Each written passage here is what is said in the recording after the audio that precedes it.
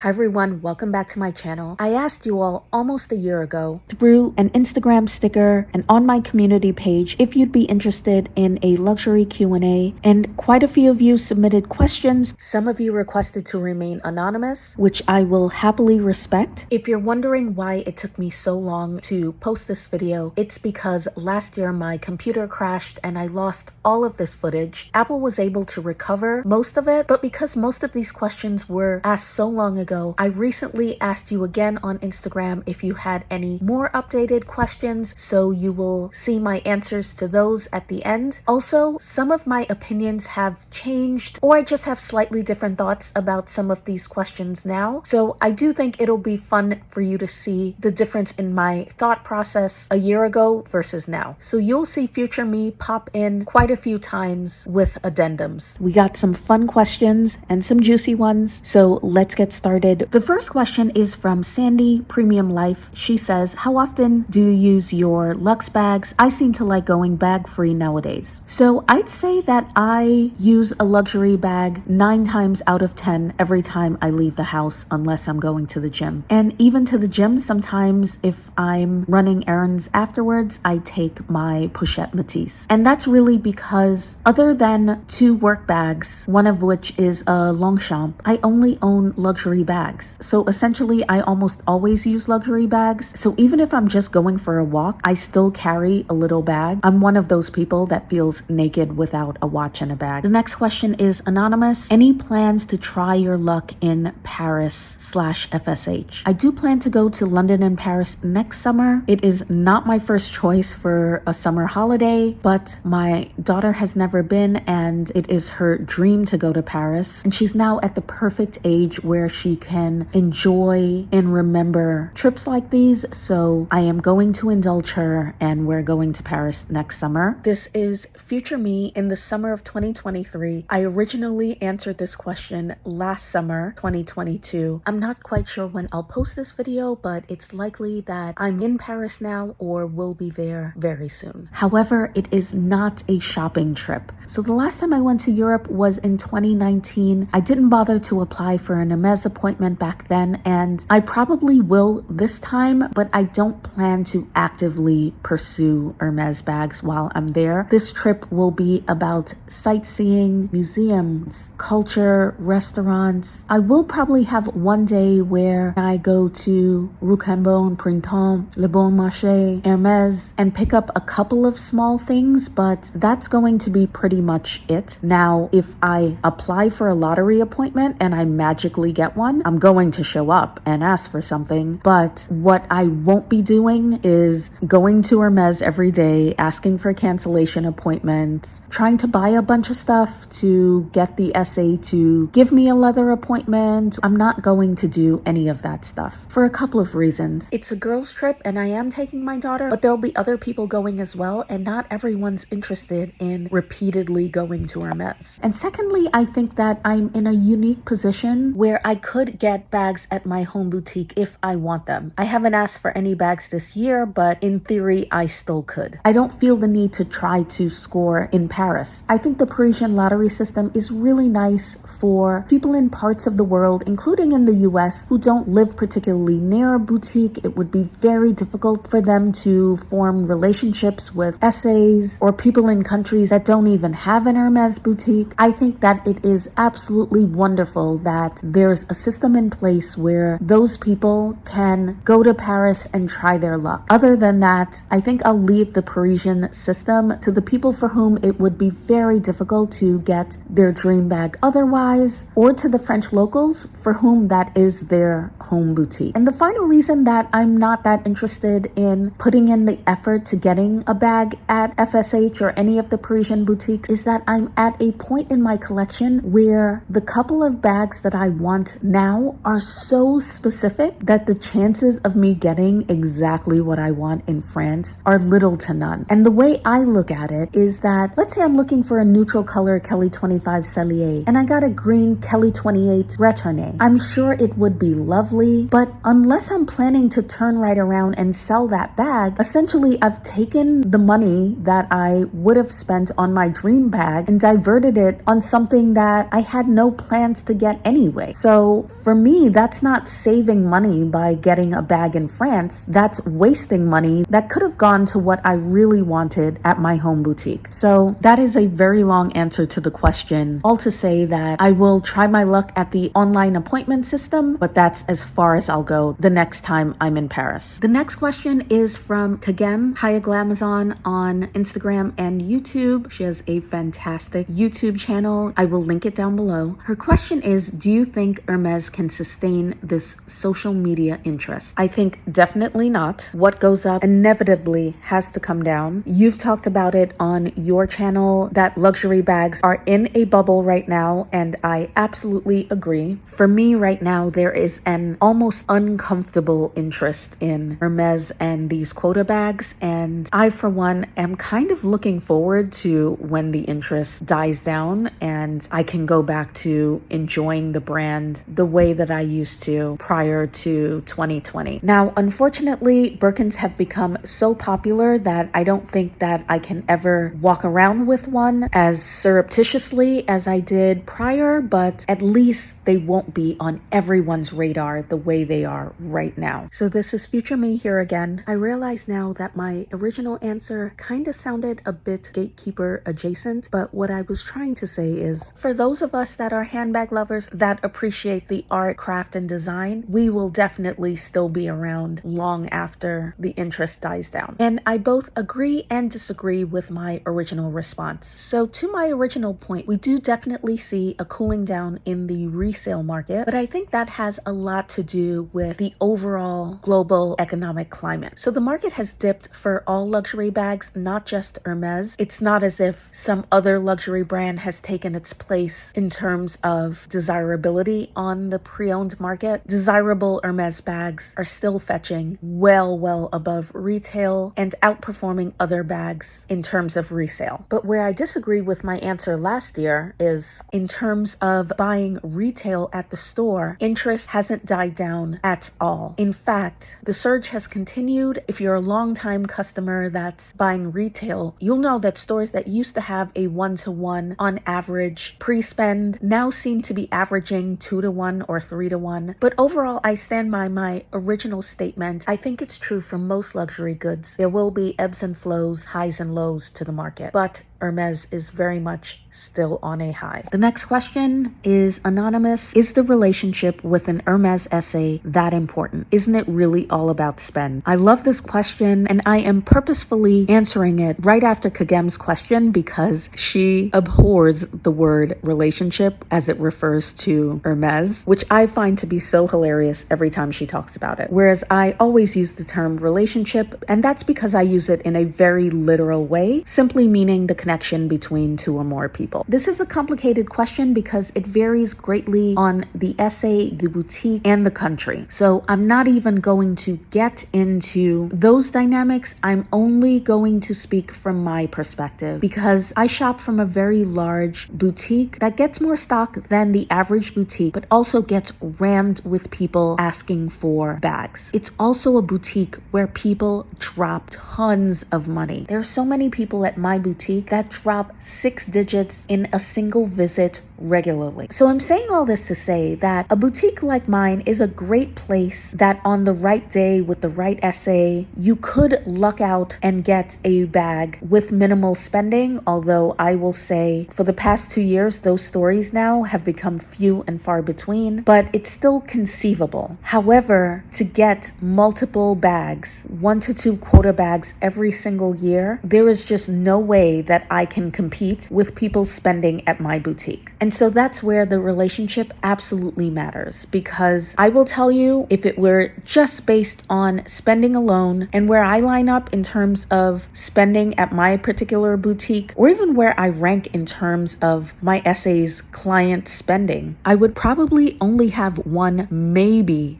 at most 2 bags. And that's being really honest and realistic. So in general, I think the better that your relationship is with your essay, the less you will find yourself spending between bag offers. Next question, also anonymous. Do you only buy Hermes bags now? I did buy a Chanel Mini in 2020. And honestly, the only reason I bought that is that my Perfect Red was released and I had a big Saks Fifth Avenue voucher. I also spent about $100 on a Henry Bendel backpack for work. Other than that, the only bags that I bought since mid 2016 have been Hermes bags. And there are a couple of reasons. Firstly, it's budget. Hermes bags are very expensive. Even if you're not going 1-to-1 or 2-to-1, or I don't even want to know how many to ones people go for these bags, but even if you're not doing all of that, like I refuse to, these bags are still expensive. And I have a very limited luxury budget. And while I love watching people's channels with these massive hauls and unlimited budgets, that's not my reality. So if I'm buying a couple of Hermes bags every year, maybe 1 or 2 pieces of fine jewelry, a couple of pieces of ready to wear or shoes, that's it. That's my luxury budget for the entire year. So it's not that I don't like other bags from other brands. I love the Fendi Baguette. I really like the Loewe Puzzle. I still love the YSL Collage. The Chanel Heart bag. I loved it. There are so many Chanel seasonal bags, at least one in every collection that I think is absolutely beautiful. There are actually tons of bags from different brands that I love. However, I have a limited amount of space to store bags, and I have to be realistic about what my budget is. Since I only set aside a very small budget for luxury, do I want a Fendi Baguette and a Chanel seasonal bag, or do I want a Kelly? The answer is a Kelly. And quite honestly, even if I were to blow my budget and get every bag that I think is super cute, the fact of the matter is I'd probably just end up wearing my Hermes bags or the Chanel bags that I've had for 10 plus years anyway. So it's just not worth going over my budget to get those other bags. And it's certainly not because I'm a bag snob. The next question is from Life Gets Better with H. Any Hermes regrets? So this is not quite a regret, but it is something that I would do differently if I were restarting my Hermes collection. And that is, I would have requested Kelly's first and then Birkin's later. And I'm saying this for a few reasons. Now, some of you may know that I prefer the Kelly to the Birkin, but that's not the entire reason why. It has more to do with, it seems like at my boutique, Birkins in general are easier to get than Kelly's. I've chatted with some of you in the DMs about this, and this is very boutique specific, not even country specific, because even in the US, I know in the Miami boutique, this is not the case. And of course, we're leaving the mini Kelly out of the equation because that's harder to get than a Kelly 25 or a Birkin 25. I'm very curious to know how you guys have found it at your home boutiques. Which is harder to get, a Kelly 25 or a Birkin 25? My final reason that I wish that I'd requested Kelly's first and then Birkin's later is that the prices of Kelly's have gone up percentage-wise more than Birkin's. So not only would the Kelly's have been easier to get earlier on, but they would have been significantly cheaper. Next question is from CPA Lux Lover, who asks, thoughts on the Constance 24 re-edition? I absolutely love it. This was a brilliant redesign. That bag is structured enough that it doesn't need help from a divider. That divider serves absolutely no purpose. The only thing that I wish they had done was to make the strap longer, because for me, the Constance is a crossbody bag. I don't like it on one shoulder. So my only hope is that they redesign the Constance 18 as well, because the strap length on the 18 is perfection. This is Future Me here, and since answering that question, I've seen more and more the redesign of the Constance 18, which seems to be the exact same bag, no real modifications except a dinky little mirror that serves no purpose and a $1,000 upcharge. So I know this isn't what you're asking, but essentially I think the redesign of the Constance 24 is fantastic, but the so-called redesign of the Constance 18 is a racket. So if you have any kind of a choice, I would say go for the original Constance 18, save yourself $1,000 and buy yourself a $50 Chanel beauty mirror if you really want a bougie mirror. The next question is anonymous, and it says, waited 3 years for an H bag, declined 2 bags, not what I asked, still no bag. So I wasn't quite sure what the question was there, so I clarified in the DMs, and this person asked, do you think the H journey is is dependent on pre-spend or purely the essay? Do you think it's possible to shop at Hermes for years and spend hundreds of thousands of dollars and not have a bag offer? I've been shopping with H for almost 4 years now. First time in the boutique was offered a Kelly 32 in with palladium hardware and declined. I wanted a neutral in gold hardware only. Then no bag offer was given for 2 years. A couple of months ago was offered a Constance 18 in with palladium hardware, politely declined again as I wanted gold hardware. Just wanted to know if this was normal. I'm not sure why I keep getting offered palladium hardware. Was offered Evelyn, Picotin, Halzon, palladium hardware too. Declined and kept saying gold hardware. Okay, so I think I answered earlier whether I think it's all about the pre-spend or purely the essay. I think for 90% of people, the answer is both. However, if you're like me and you're not willing to do the pre-spend, then the essay match is absolutely essential. As for your second question, I do think it is possible, and it has happened to many that they've shopped at Hermes for years and have never gotten a bag offer. In your case, though, you have gotten bag offers. It's just not what you want, and I am absolutely for turning down offers that aren't what you want. That's kind of a pet peeve of mine, people taking stuff, they know they don't want it, they immediately resell it. So I have a couple of ideas about your situation. It is very odd to me that in 4 years,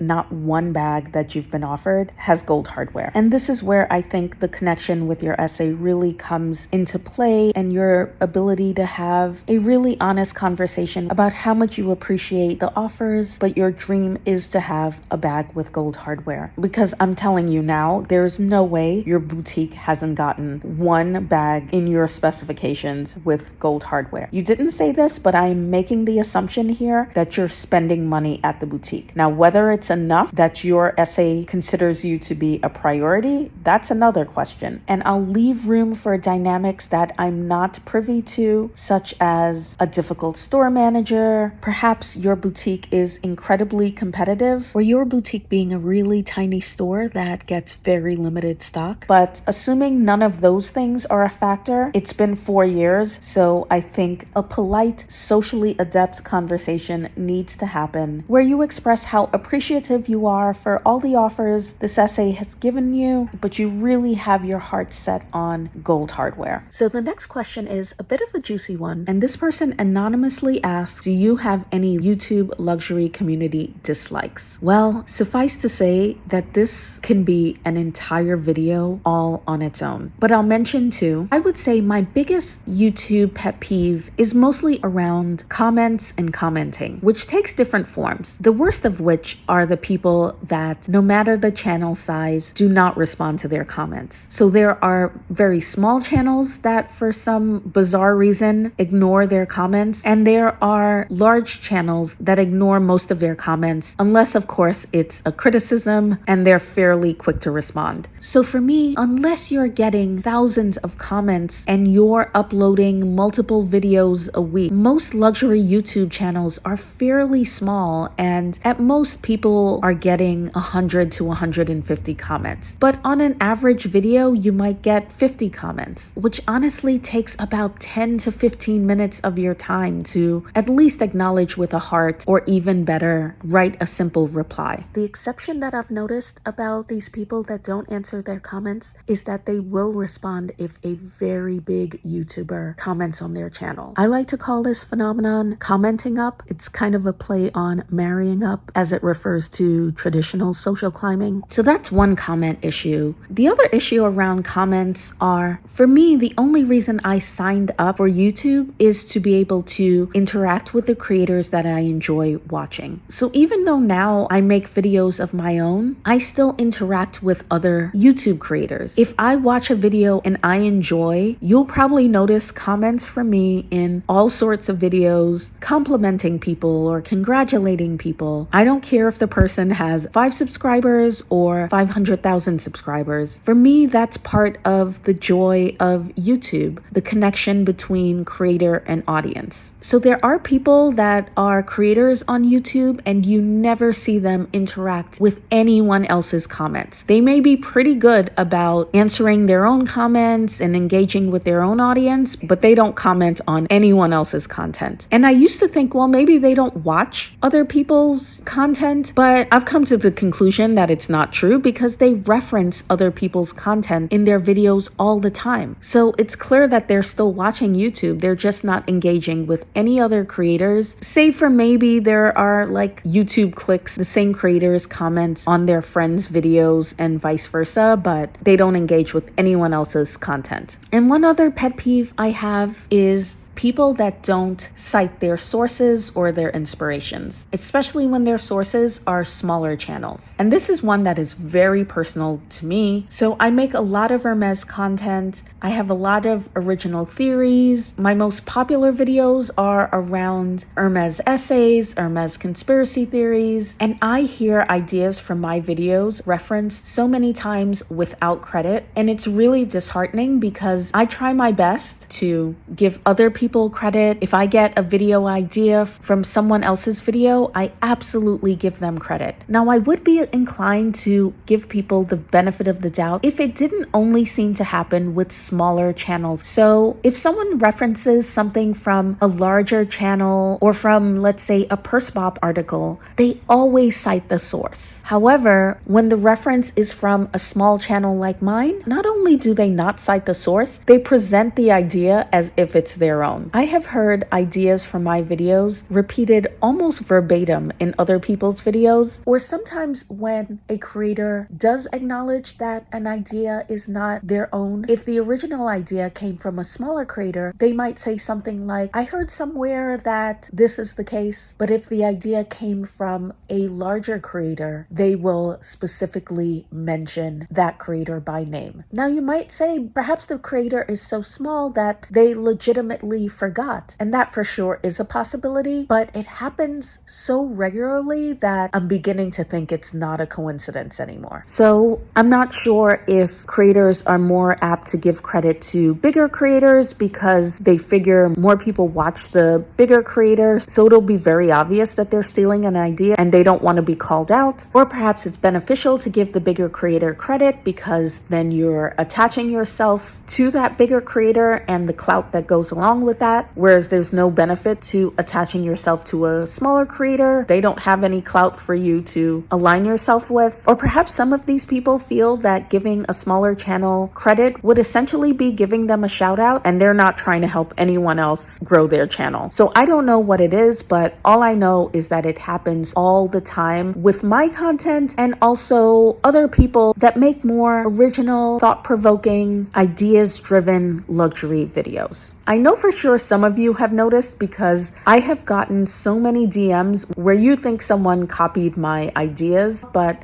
for the rest of you, have you noticed this? And maybe not even with my videos, but with other smaller creators that you follow. And I think this is so unnecessary and such a shame, really, because a big part of YouTube is sharing ideas, especially for a luxury channel like me that doesn't do a whole bunch of unboxings. So much of my channel is ideas driven. It would also take minimal effort to just say, I saw this creator's video or this creator presented an idea and I decided to put my own twist on it. So I'm not at all trying to imply that ideas and video concepts shouldn't be shared or recreated. But I do think it's fair that if you're going to discuss an original concept that you first heard in someone else's video, or you were inspired to make a video by someone else's, that you just give that creator credit. No, you don't have to do it, but it's the right and kind thing to do. Next question by Flogon Zarubi. Where did you get your Constance rack? It's really nice and seems so practical. So this person is talking about the bag stand that I used to hang my Constance on. It was in the picture on Instagram with the sticker asking you guys for questions. So that bag stand was sent to me by a company who will not be named, asking that I recommend it to you guys and provide a code. However, when I accepted it, I said that I'd like to use it first, and if and only if I liked it, would I feature it on my channel and recommend it. So I tried it, but I find it to be difficult to adjust, and the hook part of it moves around way too much for my taste. The pros are it's not too tall, so it fits into my cabinet, and the color is a nice subtle brushed gold. But because it's not something that I would buy with my own money, I didn't feel comfortable recommending it on my channel. So I'm so sorry, but I will not link it below. I'm sure, however, you could find bag stands that function much better in stores or if push comes to shove on Amazon. So last up, I have 3 questions from Purse Journal, the last of which I was tempted not to answer. I'll explain later. The first of this person's questions is, are you shopping at Madison? Yes. The next question is, are you still on an Hermes journey or have you gotten tired of it? Fun fact, before I answer this question, I used to really detest the term Hermes journey, but I've kind of changed my mind on that. For me, I was thinking of the word journey very literally, meaning one of 2 things, either a physical route to a destination or an arduous task. And neither really fit the bill for how I thought about Hermes, which is just fun shopping to me. And every time I heard people use the word journey to refer to Hermes, I just felt like they were taking the brand way too seriously. Now, where I've changed my position on this is that just because it's not an arduous journey for me doesn't mean that it's not a hard-fought battle for someone else. People are out here spending 10, 20,000 to get one bag. So I've come around and I now respect that it is indeed a journey for some people. I still really have a hard time with the term Hermes fairy, but that's another story for another day. Now, back to your question. I still don't think that I was ever on a journey. I've always said that I am a lifelong customer of this brand, but I think you're asking more about the bags, and that's to be seen. I still have a bag that's coming, which we'll get to with your next question, and there are other bags that I really like. I made a video about what those 5 bags would be. However, I haven't requested any bags from my essay this year. I'm enjoying the bags that I have. I'm not really thinking about Hermes bags that much. I still love them, and as I said in that video, if a surprise offer came my way and it has the exact specifications of one of those bags, whether that's from my essay or in Paris, then fine, but I just don't feel the need to request any bags right now. And it's difficult because with Hermes, if you have a good essay that's willing to give you bags, conventional wisdom says strike while the iron's hot, but I feel like I have so much and I'm enjoying what I have. So I haven't bought any bags, not just from Hermes, but from any brand in over a year. Don't get me wrong, I'm a bag person through and through, but at my core, I'm both a person that doesn't like too much stuff, but also hates selling things. So unless I decide to sell a couple of bags, I have to be really selective about what I choose to bring in. And right now, I'm choosing to bring in nothing unless one of those bags that I told you about magically appears with 0 effort on my part. And the last question from Purse Journal is one that I honestly considered not answering, but I will because I don't want to be that person that solicits questions for a Q&A and then chooses not to answer them, unless of course they're rude or disrespectful, which this isn't. And also it'd be kind of weird to answer all your other questions and skip this one. So it's a 2-parter. Have you been offered a mini Kelly or special order? I have not been offered a mini Kelly unless you count the Kelly Pochette, which is technically called the Kelly Mini, whereas what we refer to commonly as the mini Kelly in the luxury community is technically the Kelly Mini 2 or the Kelly Mini 20. So you're probably talking about the Kelly Mini 2, in which case the answer is no. And have I been offered a special order? So this is the question that I thought about skipping, and I honestly didn't think anyone would ask about this because I have talked about how hard it would be for me to get a special order from my particular essay in the past. There's a story behind this, but the short answer is yes, quite some time ago. So my special order could conceivably arrive within the next few months, or you never know, it might take another year. And I haven't made a video about it or talked about it on YouTube. I have a few friends on Instagram that have known for a very long time because I sought their advice and they were super helpful. It didn't seem fair for me to talk about a bag that I'm not quite sure that I'm even going to reveal. And I know that might surprise you because special orders in the Hermes YouTube world is content gold. So as a content creator, it's probably not the smartest thing for me to do because, to be quite honest, I could turn one special order experience into 3 or 4 videos if I wanted to, but you haven't asked me all of that. So long story short, yes, I do have a special order that's coming. And honestly, I still don't know if I'm going to reveal it on YouTube. So that's the end of my very first Q&A. Let me know if you have any follow-up questions and I'll answer them in the comments, or if they require a more extensive answer. I'll save them for a follow-up Q&A. And as always, if you want